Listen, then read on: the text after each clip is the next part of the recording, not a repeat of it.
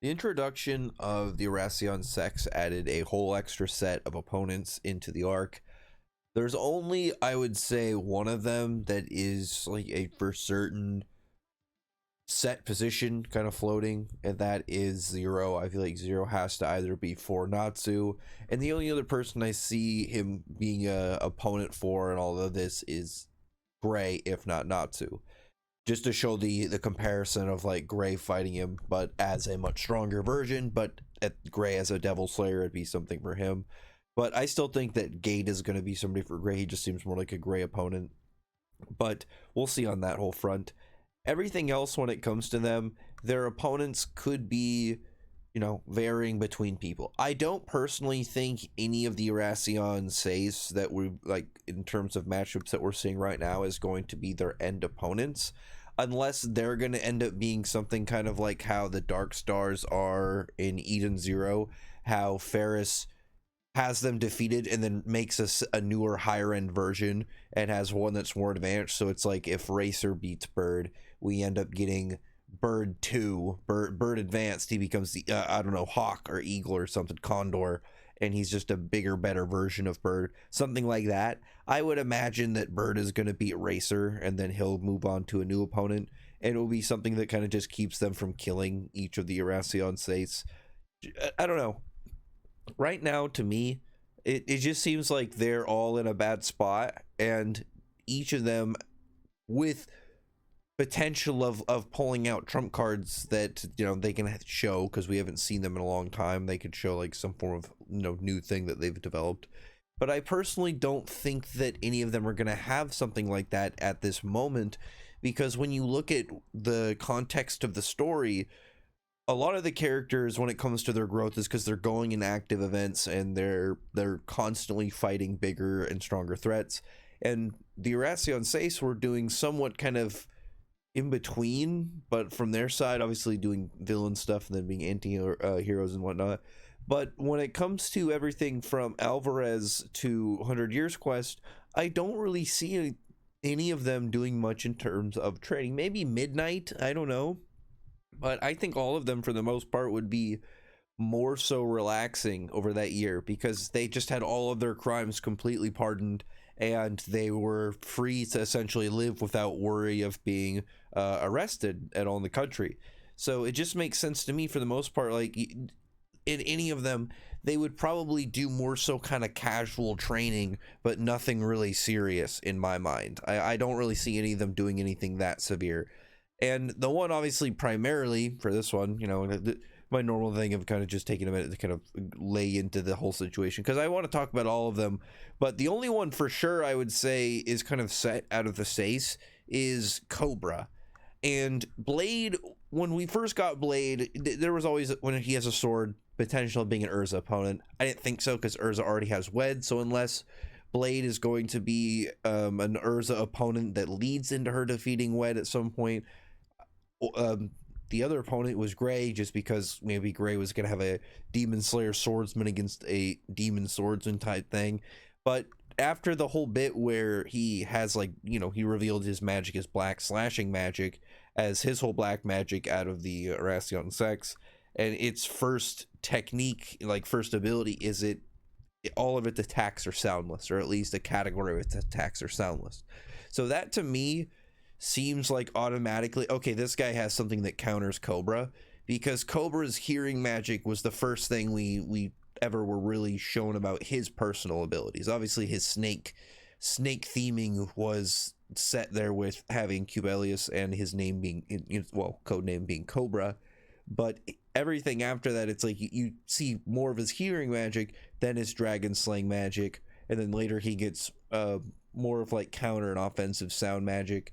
But for the most part, he's using his dragon slaying magic, and we saw going into this arc that he, even though he's far more powerful than someone like Warren is able to beat him in a battle of mind reading, because Warren is specifically really good at telepathy, and Cobra just has this as an extra ability that I imagine he hasn't really had a reason to kind of like hone too much on.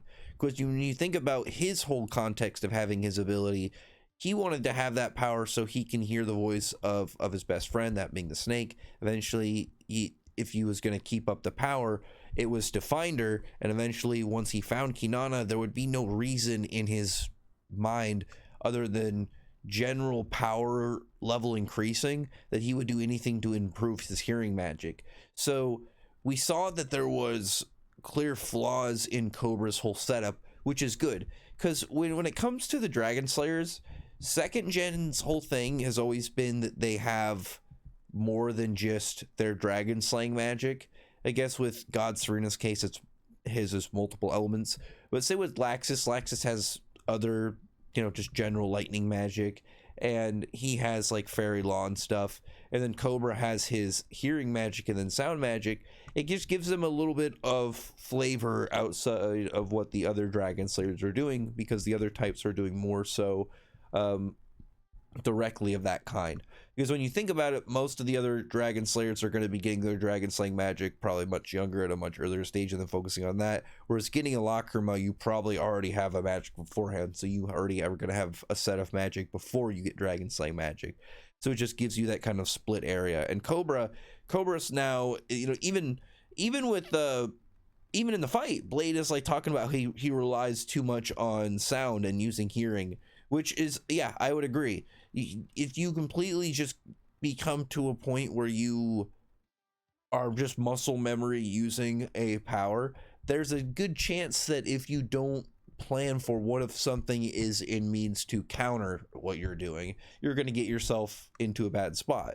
And that's how Cobra is. I mean, it's one of those things, like, it's not too surprising if you have this really good ability that kind of just in like 99% of scenarios doesn't run into a problem. You're probably not going to think of too often running into a scenario of like, what if this is that 1% that things are not going to be good for it. So Blade right now, I would say, unless Cobra's character is not, that's like, it's even harder for me to say because we just had the new year and I didn't know this until recently, because I don't actually look into the pattern until the year of, or I guess really the day of, because it's a year of, but it's I guess technically it is, well, New Year's, and you see all the art on like online about the whatever zodiac, and it's the year of the snake. So I would imagine that Cobra in a dragon themed arc and a snake year, you give him an opponent with a snake handled sword who has his opening thing is attacks are soundless and points out a direct weakness into your magic that he is exploiting. I would assume that Cobra is going to be that opponent. When it comes to each of the other ones, I'll probably give them more so like a conjoined video. I was trying to say compile, but no, that'd be like multiple small videos, and I guess then I combine them, then it seems pointless. But Cobra to me seems the only one out of the Erasion Seis that is actually going to be fighting one of these guys in the future as this arc goes. I'm very curious as to the kind of lasting presence of each of the Erasion's sex members, because outside of Zero, they're artificial. So if they're destroyed, would Ferris just replace them with a new Aetherius? Would she just remake them but better? What would be the status of that? And I'm hoping that we see that at some point soon. I'm kind of hoping that none of the Seis win their fights, except for like maybe Natsu draws with I was gonna say Brain. Maybe Brain will come out with Zero, but we don't really know exactly what the lasting presence of Zero is going to be. Is Zero going to be a segue into other dead people that Ferris has made into Aetherius that we haven't seen yet, but Zero's the first one? Is Zero going to be much bigger in the grand scheme of things than we know? Is he going to last a bit longer?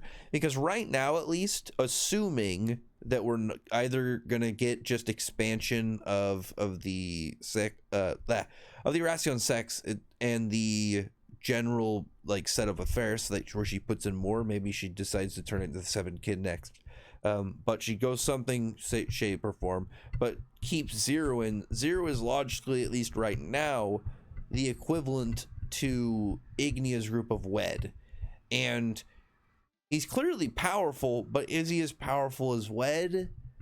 I don't know. It's hard to really say, because Wed doesn't go as crazy directly into fights as Zero does.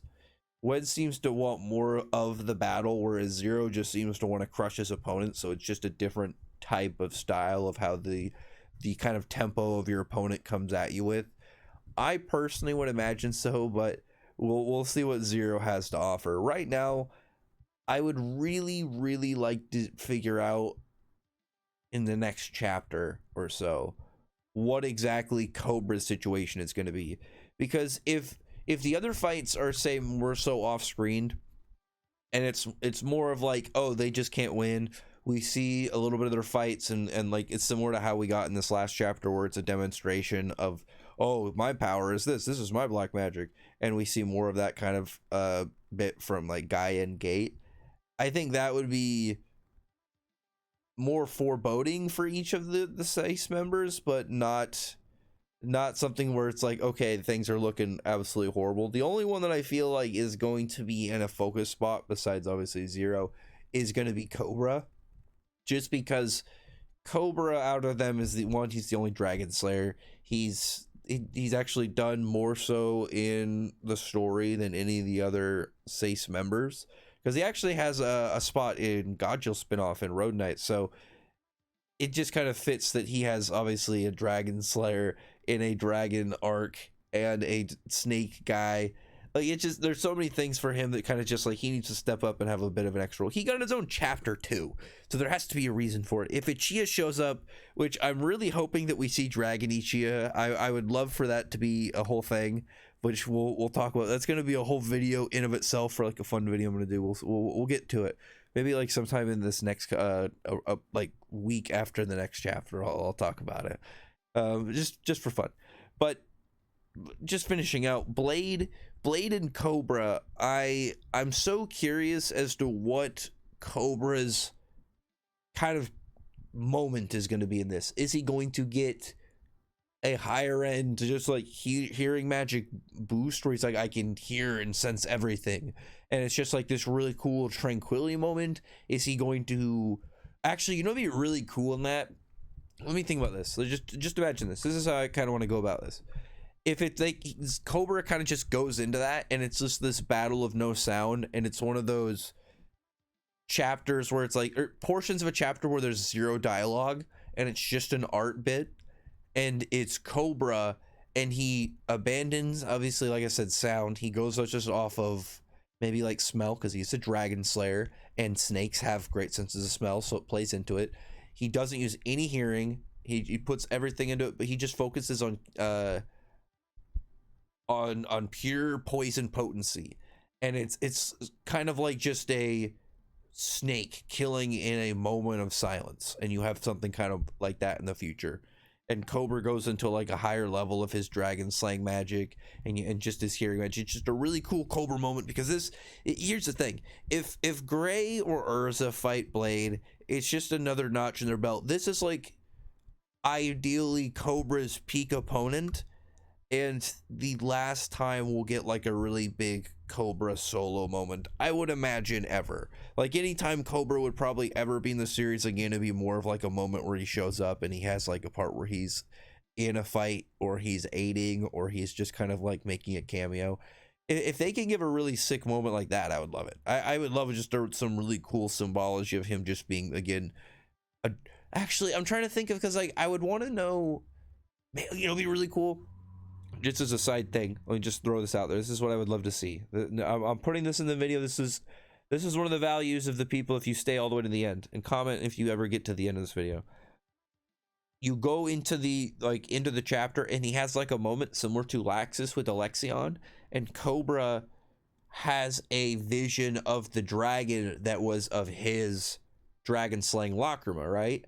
And then you just one for as partial as just like a cool way, maybe he hears like part of the dragon's like spirit, or he has like a flashback of it, and he just like, actually, yeah, perfect, he has like a memory flashback, and he just sees the dragon hunt, and he's like, he has like a moment of clarity of like how he needs to kind of like beat his opponent, and it's like how a snake fights, and you see, just as like an excuse to show what it looks like. I've always been very curious as to what his dragon will look like, just because I imagine a cool snake poison dragon would look badass.